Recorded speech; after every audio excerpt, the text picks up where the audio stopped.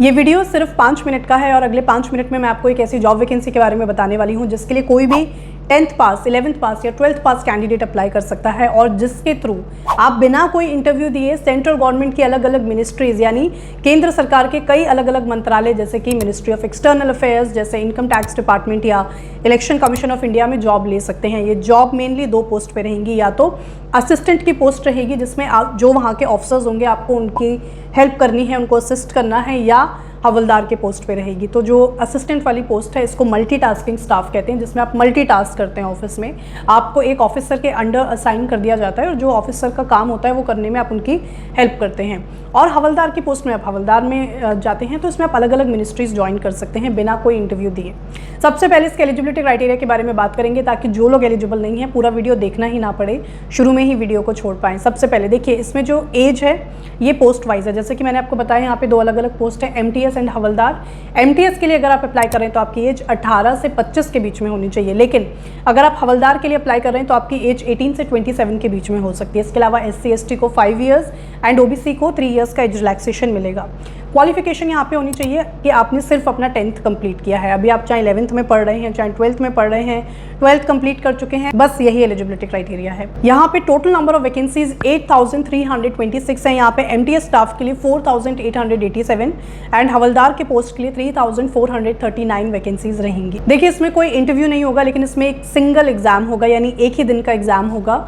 तो मैं आपको बता देती हूँ इसके लिए अप्लाई करने की लास्ट डेट 31 जुलाई है और इसका जो एग्जाम है, जो एक ही दिन का एग्जाम होगा, ये आपका अक्टूबर नवंबर के मंथ में हो सकता है, यानी अक्टूबर के लास्ट वीक या नवंबर के फर्स्ट वीक में हो सकता है, विच मीन्स अभी आपके पास तैयारी के लिए काफ़ी ज़्यादा टाइम है। ये सभी ऑल इंडिया की जॉब वैकेंसीज हैं, इसलिए आपकी जो इसमें पोस्टिंग आएगी वो इंडिया में कहीं पे भी आ सकती है। ज़्यादातर इसमें आपकी जो पोस्टिंग है वो पॉसिबली दिल्ली में आती है, क्योंकि बहुत सारे जो डिपार्टमेंट्स हैं सेंट्रल गवर्नमेंट के वो दिल्ली लोकेटेड हैं, तो मोस्टली आपकी पोस्टिंग दिल्ली आ सकती है, बट अदरवाइज भी ऑल ओवर इंडिया आपकी पोस्टिंग आ सकती है। इसके एग्जाम सेंटर्स भी ऑल ओवर इंडिया रहेंगे जो अभी आपके सामने स्क्रीन पे हैं। फॉर्म फीस की बात करें तो जनरल, OBC एंड EWS के कैंडिडेट्स के लिए 100 रुपीज़ एंड SC ST के कैंडिडेट्स के लिए कोई फॉर्म फीस यहाँ पे नहीं लगेगी। बात करते हैं सिलेक्शन प्रोसेस के बारे में। MTS के पोस्ट पे सिर्फ एक 1 डे एग्जाम होगा। हवलदार के पोस्ट पे वही एग्जाम जो MTS में हुआ वो तो होगा ही, लेकिन उसके अलावा एक फिजिकल एफिशिएंसी टेस्ट होगा जिसको PET कहते हैं, देखने के लिए कि आप फिजिकली फिट हैं कि नहीं। लेकिन मैं आपको बता दूं ये एक बहुत सिंपल टेस्ट होता है PET का, इसमें कुछ भी हार्ड एंड फास्ट नहीं होता है और आप में से ज़्यादातर लोग उसको क्लियर कर लेंगे। तो जब हम PET के बारे में डिस्कस करेंगे तब मैं आपको डिटेल में बताऊँगी। सबसे पहले जो आपका 1 डे एग्जाम होगा उसके बारे में बात करते हैं। देखिए आपका एक दिन, तो अक्टूबर के लास्ट वीक या नवंबर के फर्स्ट वीक में आपकी एक एग्जाम डेट आएगी और आपका एक एग्जाम सेंटर आएगा। आप उस सेंटर पे जाएंगे, आपका एक पेपर शुरू होगा। जो आपका पहला पेपर होगा उसमें सिर्फ आपके मैथ्स एंड रीजनिंग के सब्जेक्ट आएंगे। ये 45 मिनट्स का पेपर होगा और इस पेपर के ख़त्म होते ही तुरंत रिजल्ट आ जाएगा, वहीं एग्जाम सेंटर में बैठे बैठे रिजल्ट आ जाएगा। और जो लोग उस फर्स्ट पेपर को पास कर लेंगे फिर उनका एक सेकंड पेपर होगा जो अगेन 45 मिनट्स का होगा। तो आप देखोगे तो करीबन 1.5-2 घंटे के अंदर तो आपका पूरा जो सिलेक्शन प्रोसेस है वो खत्म ही हो जाएगा 1.5-2 घंटे में। तो पहला पेपर होगा 45 मिनट्स। यहाँ पे मैथ से 20 क्वेश्चंस एंड रीजनिंग से 20 क्वेश्चंस आ रहे हैं, तो टोटल आपके 40 क्वेश्चंस इस पेपर में आएंगे। यहाँ पे हर क्वेश्चन के लिए आपको 3 मार्क्स मिलेंगे।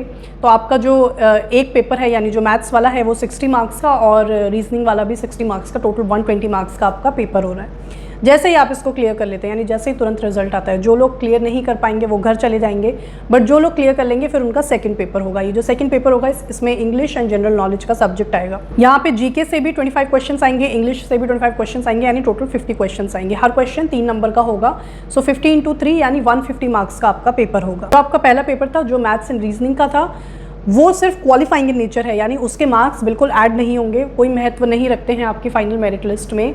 आपको उसको सिर्फ क्लियर करना है और उसमें कोई नेगेटिव मार्किंग भी नहीं होगी। तो मैं अगर आपको सिंपल एक तरीके से बताऊं तो आपको मैथ्स एंड रीजनिंग की तैयारी तो करनी है पर उसमें बहुत ज़्यादा जोर नहीं देना है, सिर्फ पासिंग मार्क्स आपको लाने हैं जो कि 30% मार्क्स होंगे। तो देखिए आपका जो पहला पेपर है वो 120 मार्क्स का हुआ था, आपको 120 में से केवल 36 मार्क्स लाने हैं, 120 में से सिर्फ 36 मार्क्स लाने हैं और आप पेपर 2 में बैठ पाएंगे। कोई नेगेटिव मार्किंग भी नहीं होगी। तो आप सारे क्वेश्चन डेफिनेटली अटैम्प्ट करें अगर आप ये पेपर देने वाले हैं, एक भी क्वेश्चन ना छोड़ें, क्योंकि नेगेटिव मार्किंग तो हो ही नहीं रही है। जब आप उसको क्लियर कर लेंगे और जब सेकंड पेपर दे रहे होंगे, सेकंड पेपर में ना केवल आपकी नेगेटिव मार्किंग होगी जो कि 1/3 होगी, 1/3 यानी हर क्वेश्चन 3 नंबर का था तो 1 नंबर की नेगेटिव मार्किंग होगी। नॉट जस्ट आपकी नेगेटिव मार्किंग होगी बल्कि आपकी जो फाइनल मेरिट लिस्ट बनेगी, जो आपका पूरा आगे का सिलेक्शन है वो सिर्फ इसी पे डिपेंड करेगा। यानी आपको इंग्लिश और जनरल नॉलेज बहुत अच्छे से पढ़ना है। इसके मार्क्स जो है आपके फाइनल मेरिट लिस्ट में ऐड होंगे, दोनों ही पोस्ट के लिए, एमटीएस के लिए भी और हवलदार के लिए भी। आपके जो ये दोनों पेपर होंगे ये इंग्लिश, हिंदी और आपकी जो रीजनल लैंग्वेज जो भी हो उसमें होंगे। तो यानी आप इनमें से किसी भी लैंग्वेज में ये पेपर दे सकते हैं। सिर्फ इंग्लिश का पेपर ऐसा होगा जो इंग्लिश में ही होगा। अगर आपको इसका सिलेबस देखना है तो इसका जो ऑफिशियल नोटिफिकेशन का लिंक है ये मैं आपको डिस्क्रिप्शन में दूंगी। जब आप उसको डाउनलोड करेंगे तो पेज नंबर 17 पे आपको इसका सिलेबस दिख जाएगा, जो आप अभी अपने सामने स्क्रीन पे भी देख सकते हैं।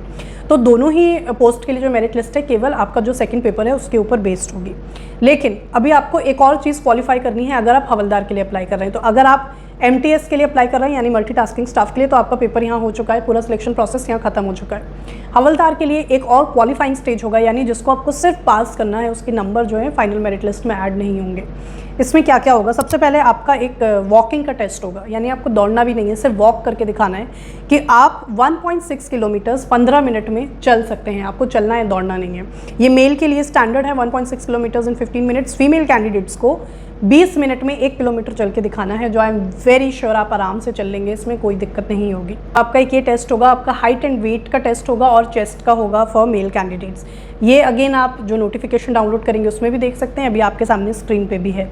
तो ये टेस्ट आपको बस पास करना है। जिसने ज़्यादा अच्छी वॉकिंग की उसको ज़्यादा मार्क्स मिलेंगे ऐसा कुछ भी नहीं है, सिर्फ आपको क्वालिफाई करना है, मेरिट लिस्ट में मार्क्स ऐड नहीं होंगे और फाइनली आपका इसमें सिलेक्शन हो जाएगा। तो बहुत सिंपल जॉब वैकेंसी है 10th पास कैंडिडेट्स के लिए। One of the best and one of the most highest paying job vacancy में इसको माना जाता है। यहाँ पे आपकी सैलरी जो है अराउंड ₹35,000 पर मंथ होगी स्टार्टिंग से ही, जो एक बहुत अच्छी सैलरी है किसी भी 10th पास कैंडिडेट के लिए। सो ये थी आज की वीडियो, आई एम श्योर आपके लिए हेल्पफुल थी। अगर आपको इस तरीके की शॉर्ट वीडियोज़ की हमें अंडर 5 मिनट्स सारी इन्फॉर्मेशन चाहिए जॉब वैकेंसी के बारे में, अगर आपको पसंद है कमेंट करके बता सकते हैं। इस तरीके की और वैकेंसीज़ अगर आपको देखनी है तो आप इस चैनल को सब्सक्राइब कर सकते हैं।